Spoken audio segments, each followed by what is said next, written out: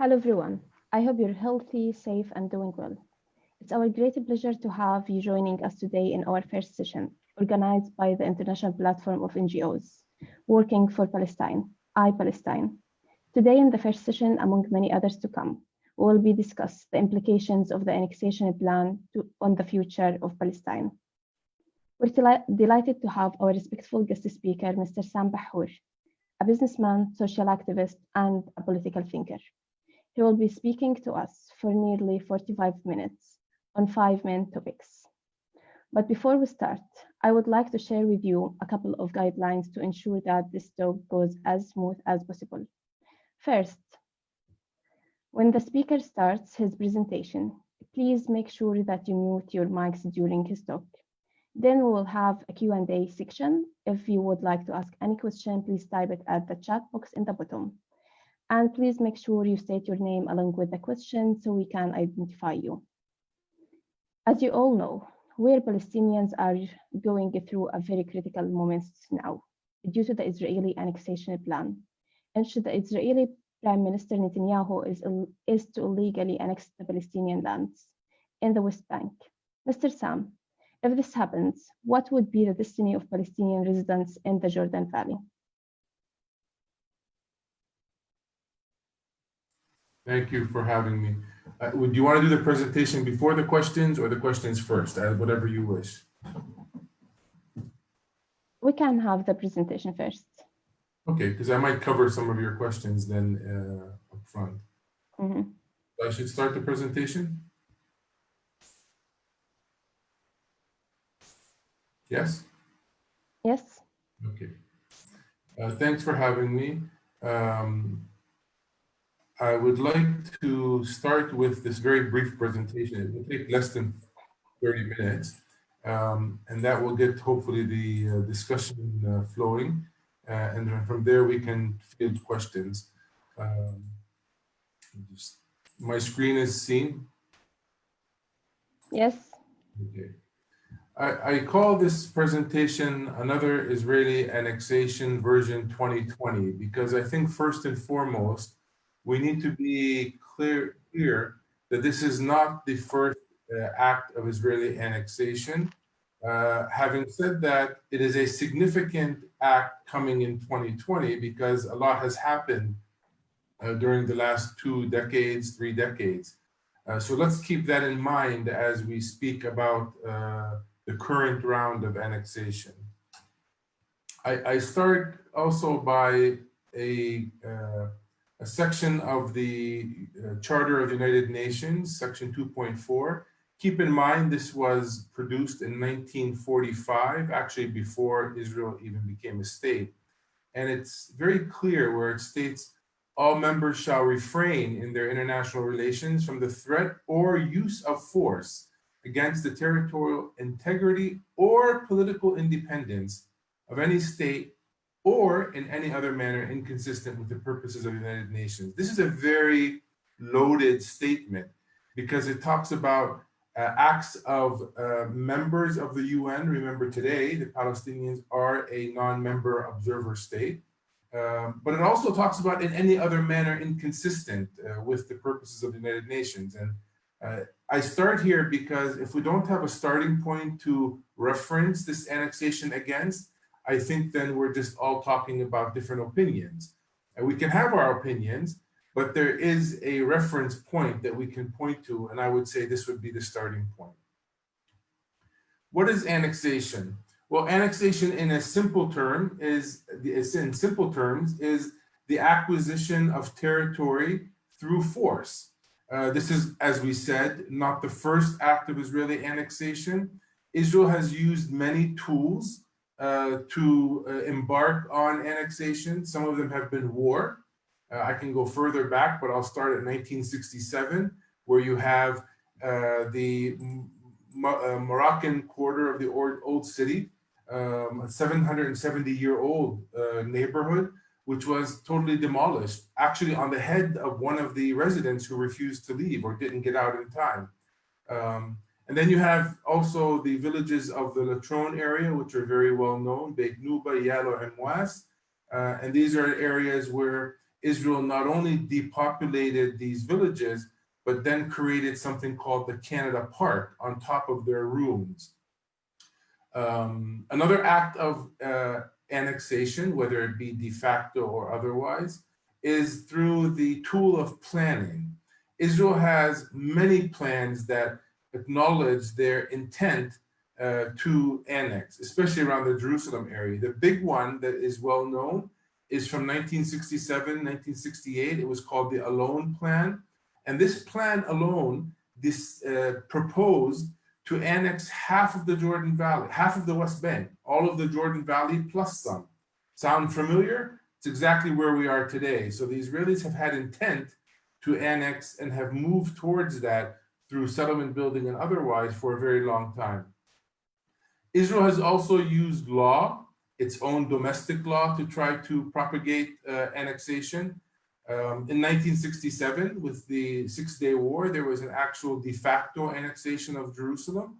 And in 1980, the Israeli Knesset passed a law which de jure, just like what they're doing today, de jure classified Jerusalem as Israel's united capital, part of the Israeli state.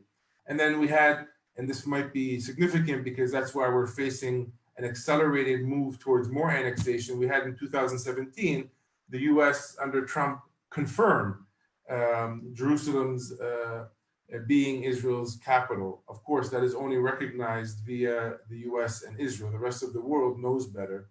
And then we have an ongoing occupation, military occupation. The highlight of that being the settlement enterprise. So when Israel confiscates lands, when they build housing for residents on lands, and they move their civilian population into those residencies and then give them all the services and subsidies required to make it enticeful, that is an act of ongoing annexation. I can go on, but the point here is no sane person can claim that annexation is a legal act. So what we are facing is people accepting an illegal act if they accept annexation, and that's problematic, as we're going to get to in a second. On the right-hand side, on the top there, I put a note in red. It's a map from the PLO's Negotiation Affairs Department, sometimes called the Negotiation Support Unit. This is the unit within the PLO that's responsible for negotiations. All the way back from January 2016, they had produced maps showing Israel's clear intention for annexation. So again, we should not be so surprised because everyone saw this coming.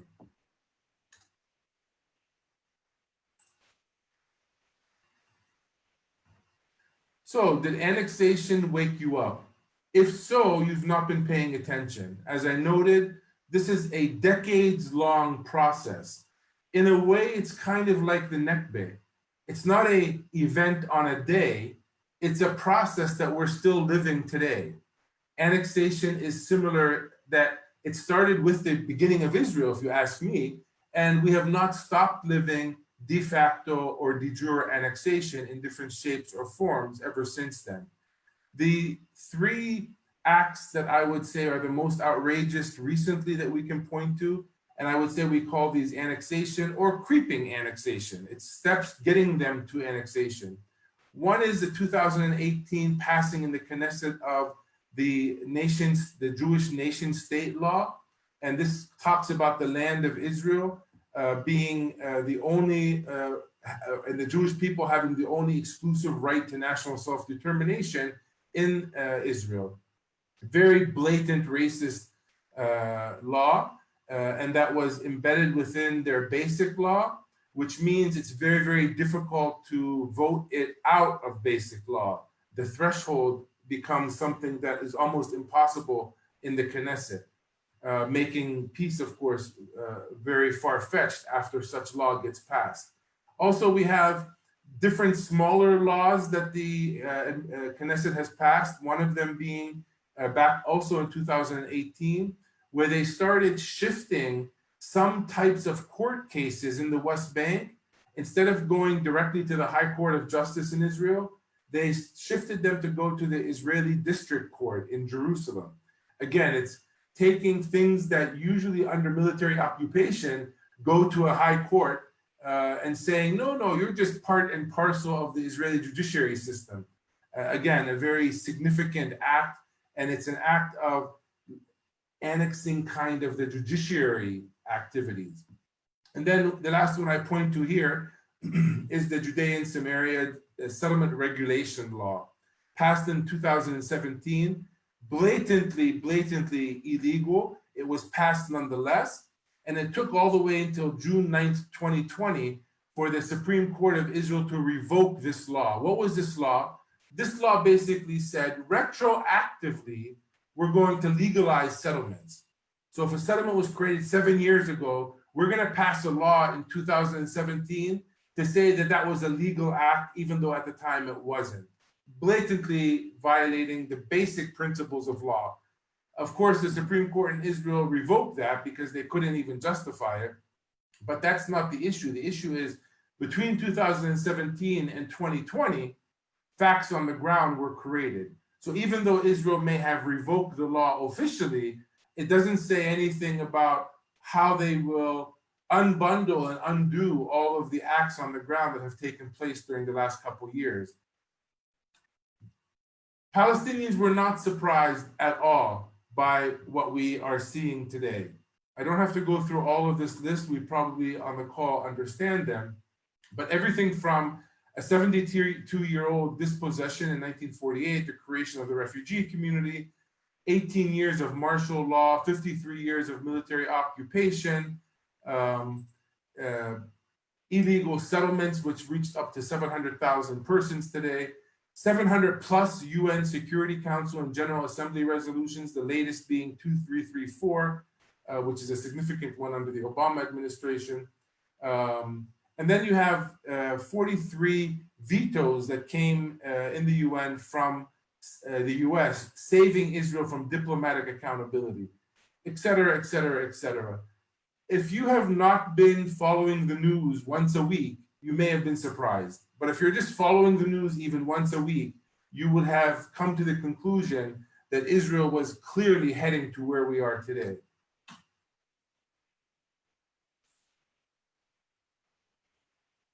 Now, the implications of another annexation. What does it mean today in 2020? I believe it's the annexation per se is not what is rocking the boat, because annexation, as we said, is an ongoing process that we're very well aware of.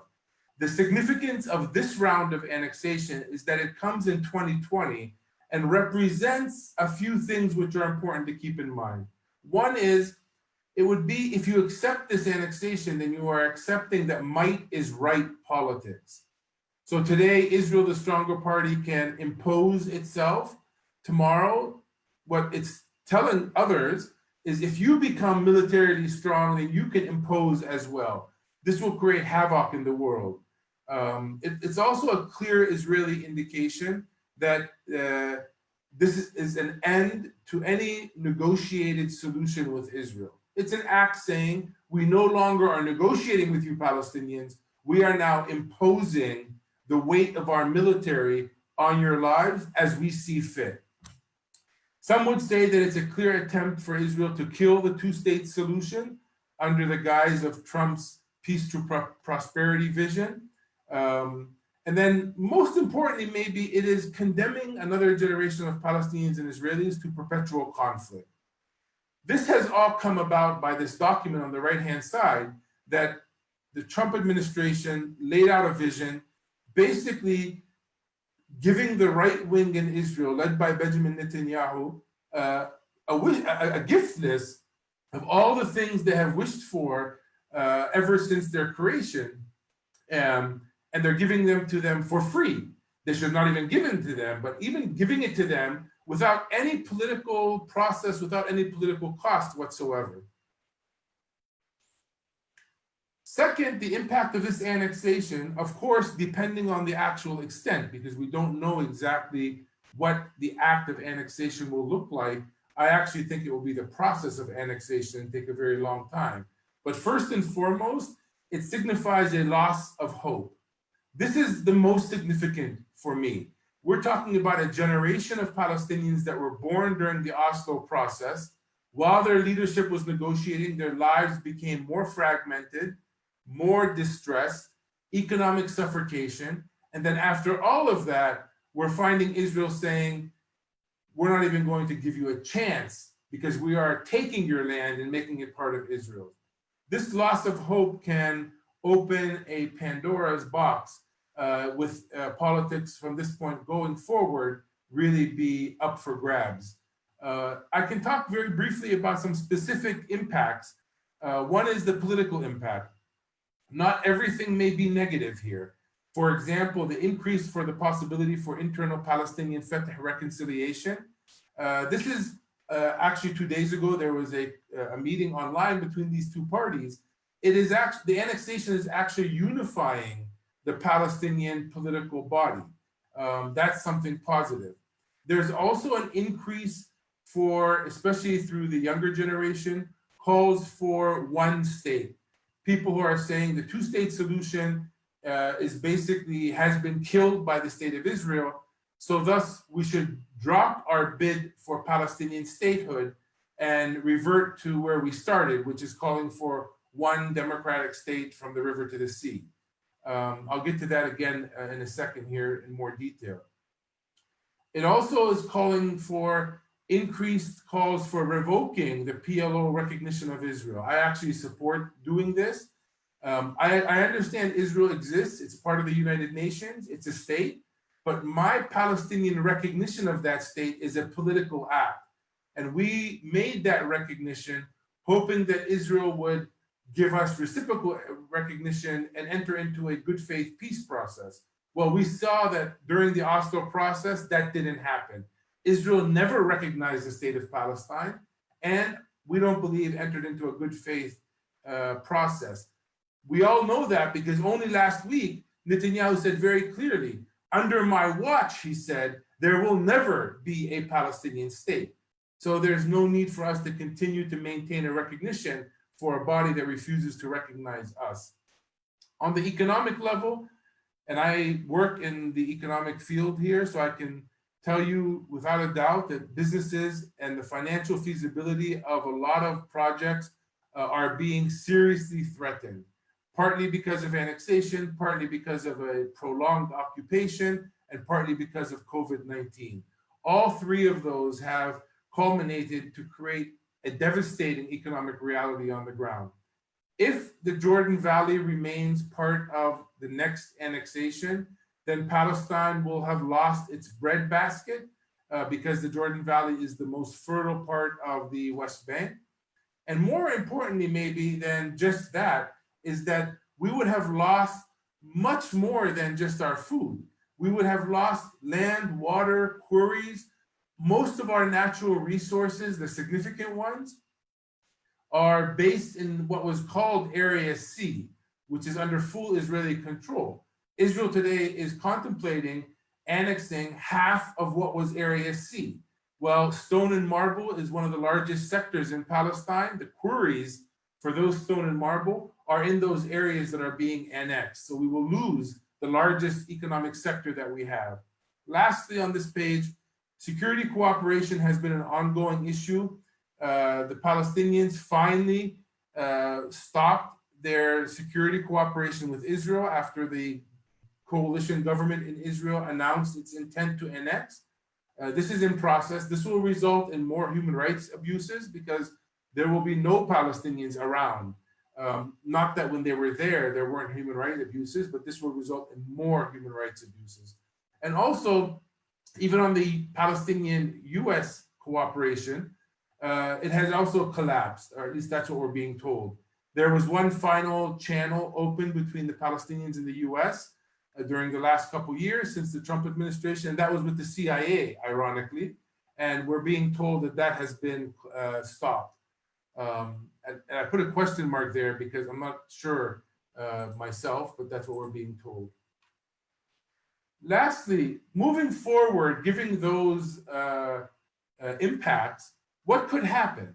Well, we saw July 1st come and go, and I'm not exactly sure why everybody was waiting for July 1st because annexation did not have a date for it to happen. In the coalition agreement between Gantz and Netanyahu, what they agreed to is starting from July 1st, the opportunity to annex is allowed in their scenario.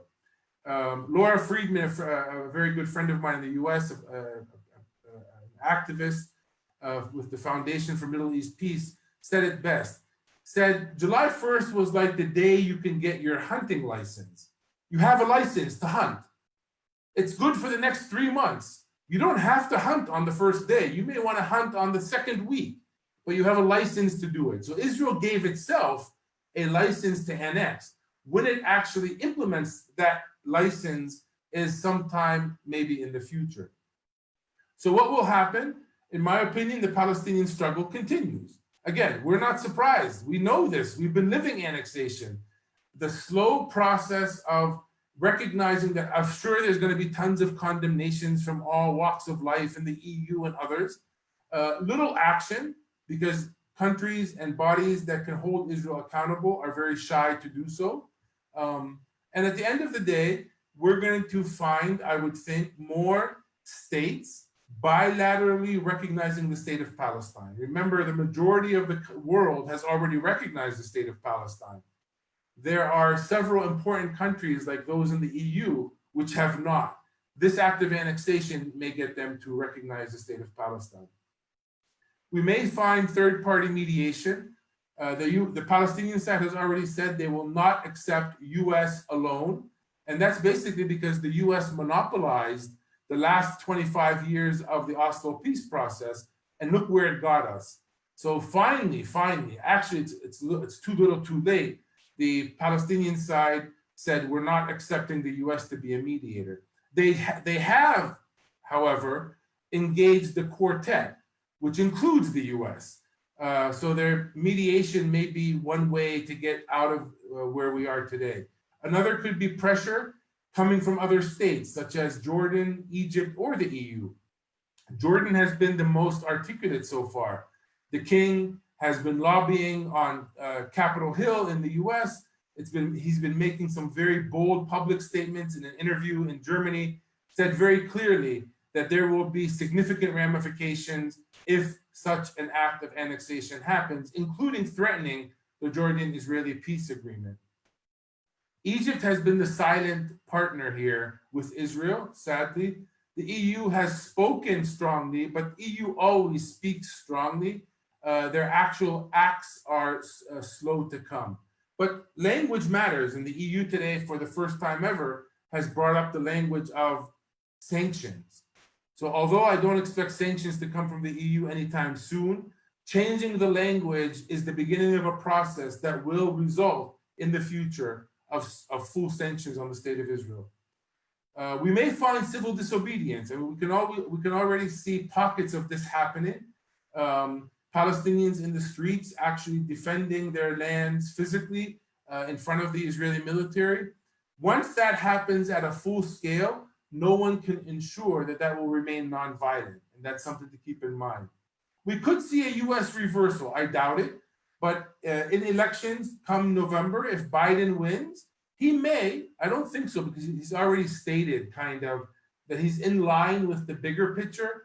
He has issues with this act of annexation, but not with the mindset of annexation. Even if he did want to take a bold reversal, Congress has legislated itself into a corner. And without congressional support, he may find himself, even if he wanted to, not able to do so. Lastly, we can see an Israeli reversal. Again, highly unlikely. Both of the coalition parties, Gantz and Netanyahu, have agreed to this, and they represent a very broad spectrum of Israeli society. But we always have to remember that Bibi's bark is always louder than his bite. So he always makes grand statements, but at the final calculation, he knows very well that this is going to disrupt the political stability that they've been living with for a long time, especially in the US. When you have 233 Congress people send a letter to the president against the annexation, that's something Israel worries about, because they want this to be a bipartisan issue in the US. and annexation is clearly breaking that bipartisanship. So what are the Israelis saying about this? Rather clearly, although not overwhelmingly, they oppose annexation. 41.7% in one of the last polls said they're against annexation. Also, it's not one of the priorities in Israel today. Annexation today is low on the list. It's actually almost the second lowest on the list. Israel today, like the rest of the world, is facing dramatic economic consequences because of COVID-19. So people are more worried about their healthcare and jobs than they are about annexation. That's a good indication that the settler enterprise has even hijacked the Israeli political system, given the population at large in Israel is against annexation. So one would think, why is it moving forward? It's because the political system has been hijacked by this extreme right wing. Responses from around the world. I won't go through each one, but we have 1,080 parliamentarians from 25 European countries stating very clearly against annexation. At the bottom there left, we have 300 Israeli security commanders. These are people who are responsible for Israel's security, or were, stating very clearly, different reasons than I would say, but they're saying this is threatening Israel's security. The EU in the middle there, the House Democrats alone, 115, I think total, I said 223. The churches and the church communities have spoken out. And of course, the UN has been very clear that this is a violation of international law. This is a post I put on Facebook a couple of weeks ago because Israel, or a couple of days ago actually, Israeli Minister of Defense Gantz made a statement a couple of days before the beginning of July. And he said, Israel won't keep waiting for the Palestinians. And I had to think about that. So I translated from English to English so people can understand. Gantz says, hey, Palestinians, do you accept being ethnically cleansed? We've already answered, no, the wait is over. So there's this issue of trying to pin a delay, waiting for the Palestinians to answer. This is what we call hasbara, or what the Israelis call, it's state propaganda, trying to make it look like the decision is for the Palestinians to make. It is not. And if it is, we already made the decision. We're not going to be ethnically cleansed. Lastly, a few slides, and I'll stop after this. I want to put all this back into context because whether we're talking about annexation, Israel, the Oslo Accords, et cetera, they all lead to the same conversation. And that is a question. What world order side are you on in 2020? Are you on the side of chaos, which we can classify as being the pre-World War II model of the world? Or are you on the post-World War II model, which is a rules-based model? Noting that the rules-based model, if you see the picture, the colors are not perfect. The lines are not exactly straight, but there is order to today's world. And I think first and foremost, we need to decide what model do we want to follow. If you follow the chaos ethos, well, then you basically accept that God was a real estate agent and gave somebody a piece of land, and too bad for the others. I can't accept that model because if Israel has some people who say that in their community, well, we have some people in our community that say that as well. That is a never-ending battle. I put myself in a rules-based ethos, and the rules-based ethos is basically international law. It is made to guide all of us, and it has three major components: the Charter of the United Nations, the Universal Declaration of Human Rights, and the International Court of Justice. Those are the pillars of the stool of international law. The seat of the stool has many things in it, such as UN Security Council resolutions, US General Assembly resolutions, conventions, treaties, et cetera, et cetera, et cetera. That stool with three legs and a seat basically apply to every country in the world. We can choose to accept that or to accept the jungle, which is the chaos-based world. I want to bring up two excerpts from the Declarations of Independence, the Palestinian one and the Israeli one, just to note, and I won't read this, but on the far ends, you can see I noted, both Declarations of Independence mention the chaos world and mentioned the rule-based world.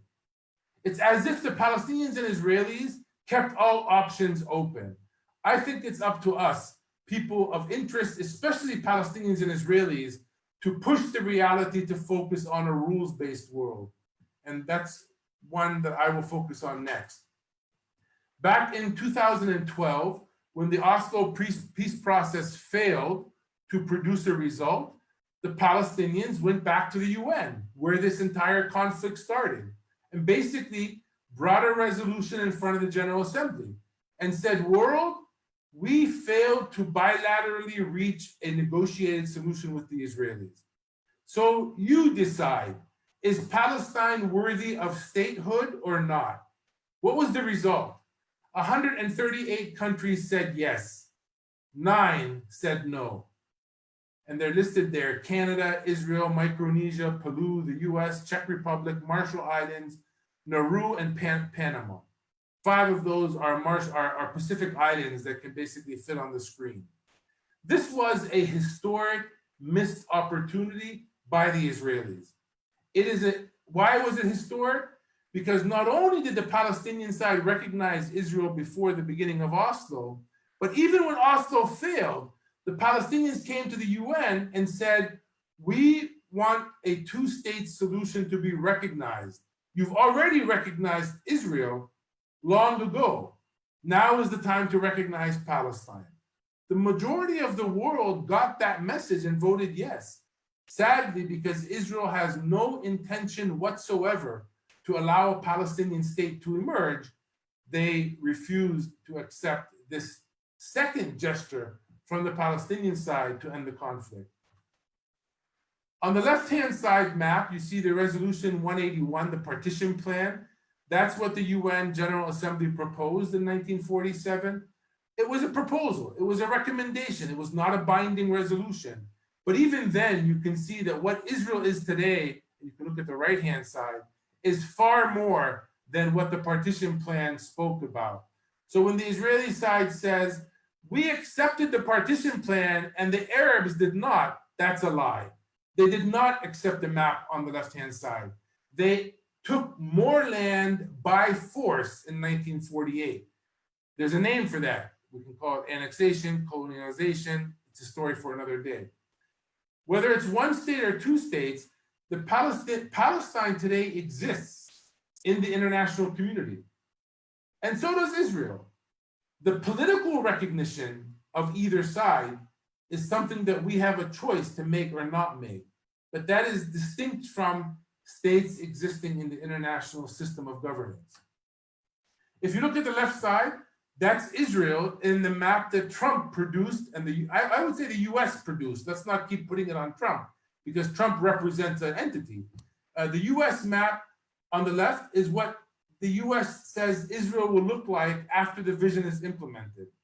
If you look at that, not only is the brown part Israel, but the brown dots inside the West Bank are also Israel, including the entire Jordan Valley.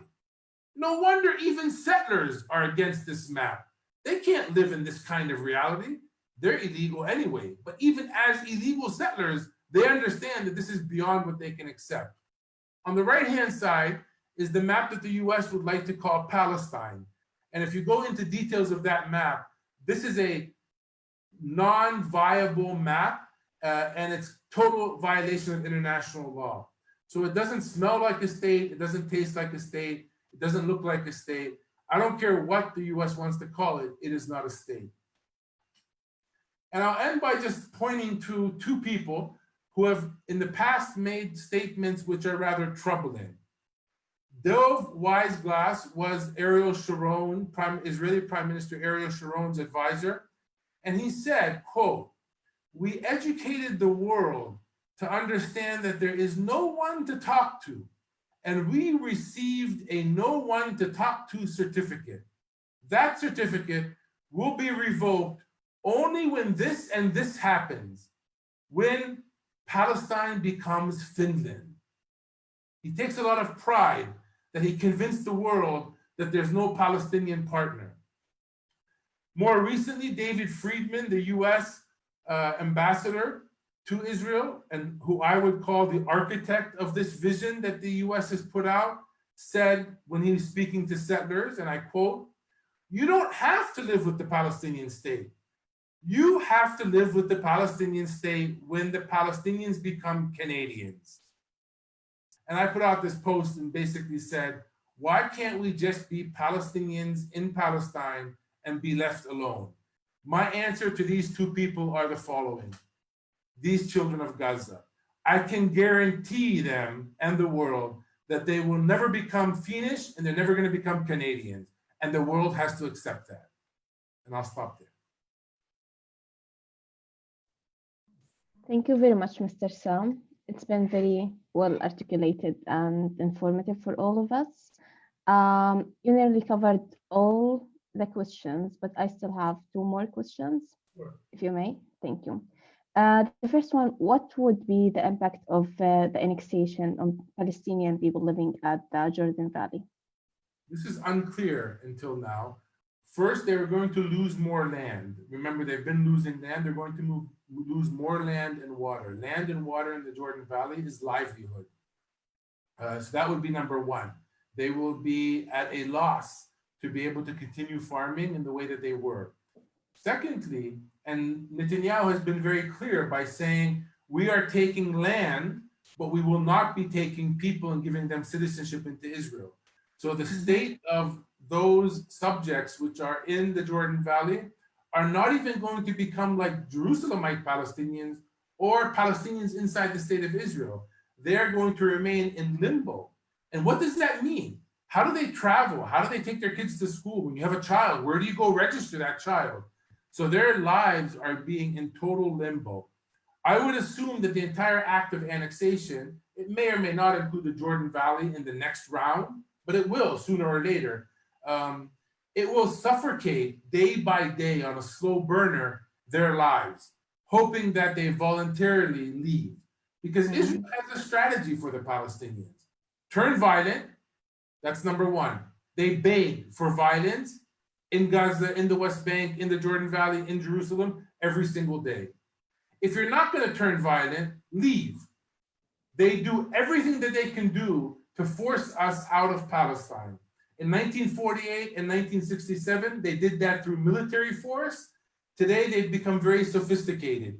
They do it through economic strangulation. They do it through annexation, through a slow process of creeping annexation. So basically, turn violent or leave or become a day worker inside Israel, working for the benefit of the Israeli economy. Those are the three strategies the Israelis have for Palestinians. We in the Palestinian private sector are trying to create a fourth option, which is dignified labor opportunities, job opportunities inside Palestine, especially for the younger generation, not because we want them to become millionaires, but because we know that it's a political act today to keep a Palestinian in Palestine, given Israel is trying to push us out. So the ultimate act of nonviolent resistance, in my opinion, is being able to create a job for someone so they can stay in Palestine to continue the struggle against occupation. It's very good to hear that there are some people moving and trying to change the situation, even on individual basis. The second question, about the postponing of the annexation of the land on demands of the US. What do you think the justifications of this postponing? As I noted in my presentation, for me, annexation is not a date, it's a process. So what we're seeing is, like we saw during the Camp David 2000 negotiations, Israel and the US were negotiating among themselves, thinking that they produced some kind of generous offer, but they never spoke to the Palestinians to find out, are they meeting the bare minimum requirements for the Palestinians to move forward? We're seeing the same episode today. First, negotiation between Israel and Israel on the timing. Remember, both leaders in Israel, Gantz and Netanyahu, ran on a platform accepting annexation. When Netanyahu got up during the election season and said, I'm going to annex large parts of the West Bank, including the Jordan Valley, what did Gantz say the next day in the media? he got up and said, come on, why did you say that? That was my idea. So they're debating about who had the idea first and the timing of when to implement it. The timing is important here because it is the Trump administration that opened up the window for this to be accelerated. And the Israeli side wants to take it all tomorrow morning, but they have to be able to fit a Trump mindset. The Trump mindset doesn't care one bit about the Jordan Valley, Israel, or Palestine. The Trump mindset is about garnering support from the Christian evangelical base that elected Trump. So the timing for Trump has to link to elections. And that's confusing matters on the Israeli side because they want to move yesterday, but now they figured out that they can't move until the US aligns with them. So it's a discussion about how and when, not about what. They agree on what? They agree on we are going to annex more and more and more Palestinian lands. Interesting. As usually, they're just taking the land and the game in their field. Thank you very much, Mr. Sam. If anyone have any question, we're almost done with the time. But if anyone has any question, we can open for one question.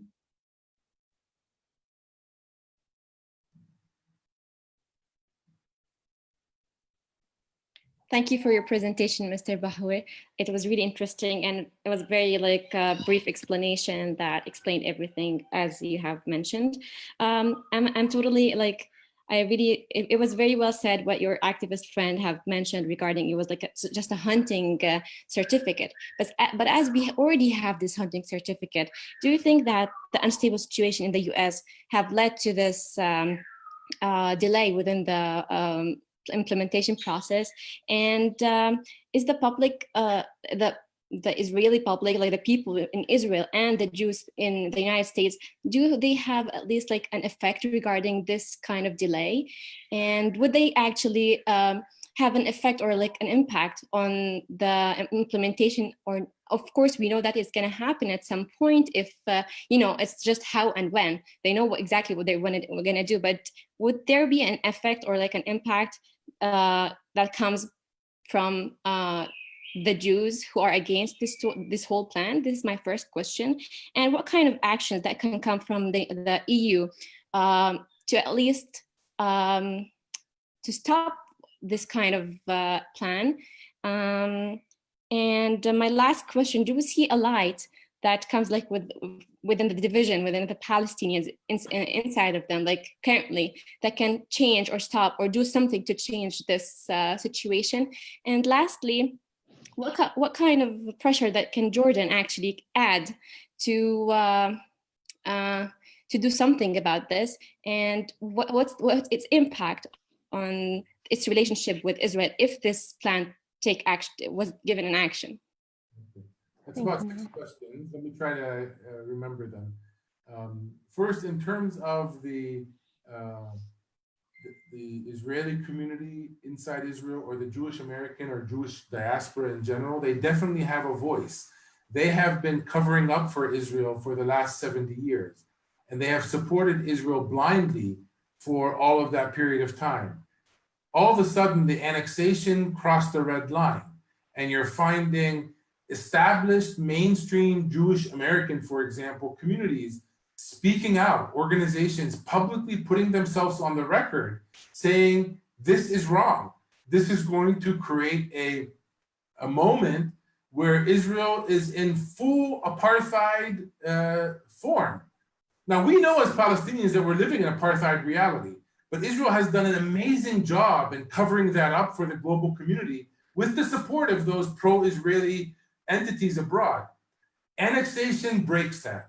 Annexation tears through that facade, and they can no longer cover up the apartheid reality that they've created. And the Jewish community abroad knows that very well. Not only the Jewish community, but some of the what is many times called the Israel firsters, those people who support Israel at any cost. Even they have been putting op-eds in the New York Times saying, Netanyahu, don't do this. I'm a Zionist and I can't support you if you do this. I can't cover up anymore for us. So even that community is, again, maybe for different reasons than what I would make as an argument against the annexation. They're more worried about Israel's image in the world and not being able to support it. And they're more worried about Israel's reality. My issue is something much more deeper than that and has a relationship to international law. Nonetheless, they are definitely a community that is influencing, I think, the complication in terms of timing on the Israeli side. That's the one question. The other question regarding the EU, not only the EU, but we can talk about any of the political blocs in the world, the geographic blocs, whether it's the BRIC states, EU, South America. These entities are political animals. And the EU specifically has been pretending like it is a humanitarian animal only, that it has underwritten financially a US dominated and monopolized peace process for the last 25 years. They need to get out of that mode of operation. They have to play politics as the political actor they are. That could mean ultimately sanctions. If we want to stop Israel from doing something illegal, like we've done for so many different countries in the world, most recently Crimea, is that we apply sanctions. When sanctions are applied, the party violating the rules gets the message that they cannot continue to do so. If we only threaten sanctions, if we only threaten another statement, then Israel will just laugh all the way to the next settlement and build another one. So what they can do is to use their political teeth, and there are many, many tools in their toolbox. Sanctions is the ultimate one. But before sanctions, they can follow UN Security Council Resolution 2334, which says that you must differentiate in your dealings with Israel. That resolution tells the countries of the world, you can deal with Israel, but don't deal with anything that comes from the occupied territory, because that is an illegal reality on the ground. And they can stop giving visas to settlers when they're coming into the EU. Instead of only labeling settlement products, stop settlement products from coming into the EU. When they label settlement products, it's as if they're saying, we're going to allow cocaine to be on the grocery shelf, but we're just going to put a label that this is an illegal product. That's laughable. Same thing with settlement products. When you label them that they are settlement products, but you allow them on your shelves, that's not stopping the trafficking. It's better to stop those products from entering your market. Remember, the EU is the largest trading partner for Israel. So the EU has a lot of economic leverage through their association agreement to actually bring Israel to a cost for its actions. And then your last question, remind me what it was again? Regarding the effects of Jordan and its relationship, what kind of pressures that can be applied from Jordan on Israel? Jordan has a unique position in all of this. First, it has a peace treaty with Israel. It's a peace treaty with the leaders and not necessarily with the people. But nonetheless, Israel has a lot of need for that relationship with Jordan to remain intact. The Jordanian border with the West Bank is the longest border with Israel as well. And that for Israel can become a military complication if the Jordan regime allows any kind of movement across its border or fighting that happens across its border. Also, the entire mantra that Israel is trying to promote these days, that annexation can happen and Israel is building relationships with Arab countries, falls apart when one of those countries, for example, collapses the agreement or kicks out the Israeli ambassador, et cetera, et cetera, et cetera. So Jordan does have, and given Jordan has a large Palestinian population, any kind of collapse of the Jordan regime because of this annexation could result in a reality in Jordan, which is similar to Syria and Lebanon in the future. In terms of Palestinians per se, we can talk a whole session just on this. Ultimately, it is up to us. Ultimately, our leadership needs to not only be in a reactive mode, but to have a proactive strategy. We saw better reaction this time than we've ever seen before.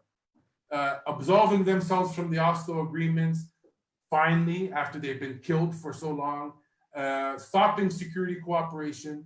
These are things that were supposed to happen 5, 10, maybe 15 years ago. So the reaction mode today is much better than before, but that's not enough.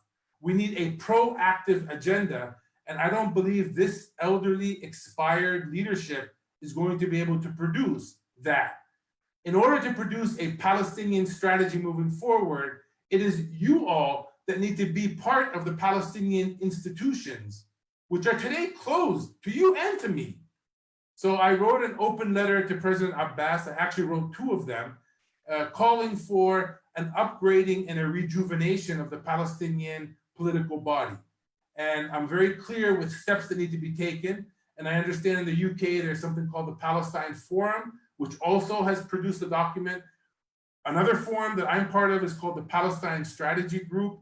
We just released a document a couple of days ago called Palestine 2030. There are a lot of civil society activities pointing to the same thing, the need to renew our leadership and the institutions that are supposed to be able to produce a strategy moving forward. So none of us, whether in the UK, in Gaza, or in Ohio, can say we don't have a role in this. This is our struggle. This is our future. This is our children's future. We must hold our leadership accountable. Otherwise, more damage and more land will be taken, making this even a harder struggle to win. Yeah. Thank you very much, Mr. Sam. Thank you, Mona, for your question.